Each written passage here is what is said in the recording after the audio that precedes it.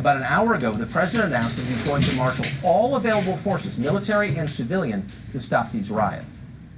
If a city or state refuses to take the actions that are necessary to defend the life and property of their residents, then I will deploy the United States military and quickly solve the problem for them.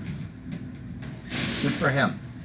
Immediately after that address, the president walked over to St. John's, which, as we just told you, was burning fewer than 24 hours ago, and that provided a powerful symbolic gesture. It was a declaration that this country, our national symbols, our oldest institutions, will not be desecrated and defeated by nihilistic destruction. We fervently hope this all works. What Americans want most right now is an end to this chaos. They want their cities to be saved. They want this to stop immediately. If the commander-in-chief cannot stop it, he will lose in November. The left will blame him for the atrocities they encouraged, and some voters will agree. Donald Trump is the president. Presidents save countries. That's their job. That's why we hire them. It's that simple.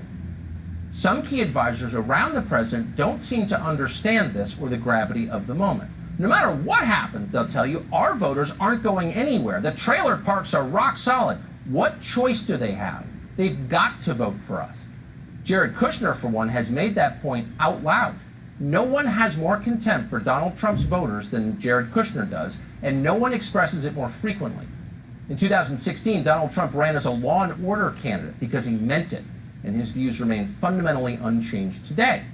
But the president's famously sharp instincts, the ones that won him the presidency almost 4 years ago, have been since subverted at every level by Jared Kushner.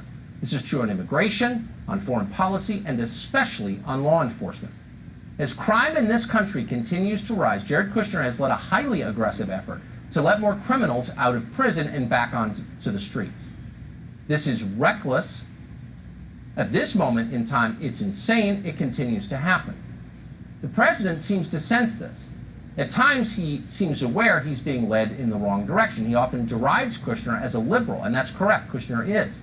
But Kushner has convinced the president that throwing open the prisons is the key to winning African-American votes in the fall, and that those votes are essential to his reelection.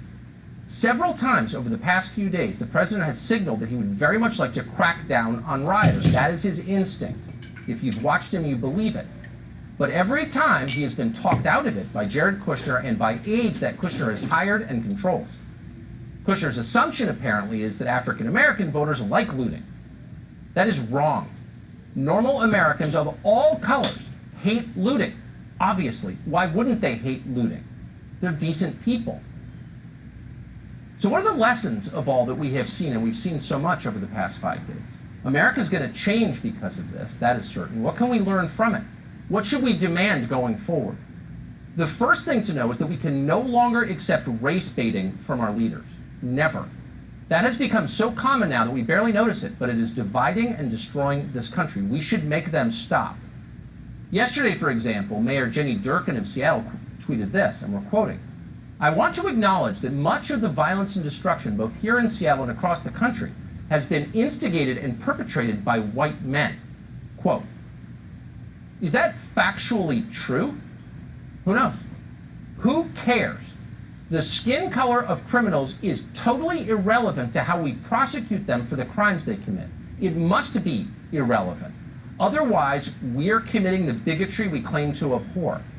Yet everywhere on television and social media, prominent people are now talking exactly like this.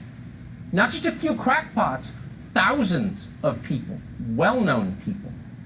They are amplifying race hatred at exactly the moment that we need it least, at the moment when it's the most dangerous. This is Art Acevedo.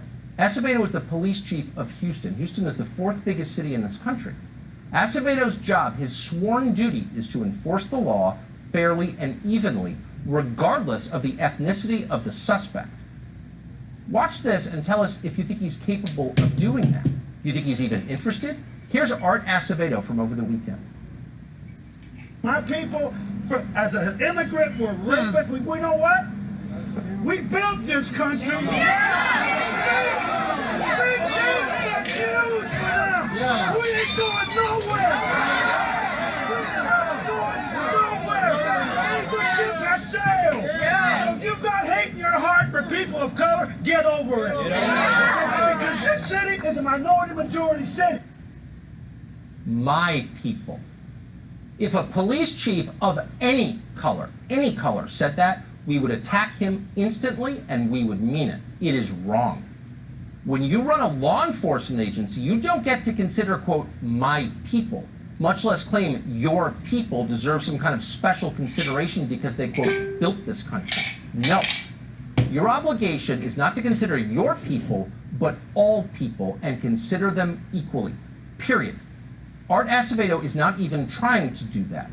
Imagine being arrested by this creep. Think you'd get a fair shake? There's almost nothing that hurts America more than this. If you are worried about the rise of extremism here, and honestly, you should be worried, this kind of insanity is absolutely certain to cause it. And let's be clear, when we say extremism, we're not talking about unconventional views that get you bounced off Twitter or scolded by the corporate HR department. We mean actual extremism, where people espouse violence against other people, where large groups come to believe their racial identity is the most important thing about them. Now, at this moment, no matter what they're telling you, no matter what they claim for political advantage, there's not a huge amount of that in this country, thank God. Most people still think of themselves as Americans and want to. But if the left keeps talking like this, there definitely will be, and very soon. And you don't want to live here when that happens. We should demand they stop immediately. Enforcing the law is not white supremacy. Insisting that everyone in the country follows the same rules is not racism. In fact, it's the answer to racism. It is equality, equality under the law. It is the one thing we must defend, and if we don't, it's over. Things fall apart. Weakness invites aggression. That is true in nature, and it's every bit as true in human society. Our leaders are weak. Predators know it. That's why this is happening. If you let people spray paint obscenities on City Hall, pretty soon they are overturning cop cars. If you put up with that, they'll come right through the front door of the police precinct and they will burn it down.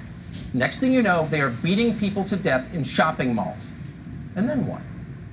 What happens the next time the mob doesn't like something? What will the mob demand next? Let's hope we never find out, because we are close.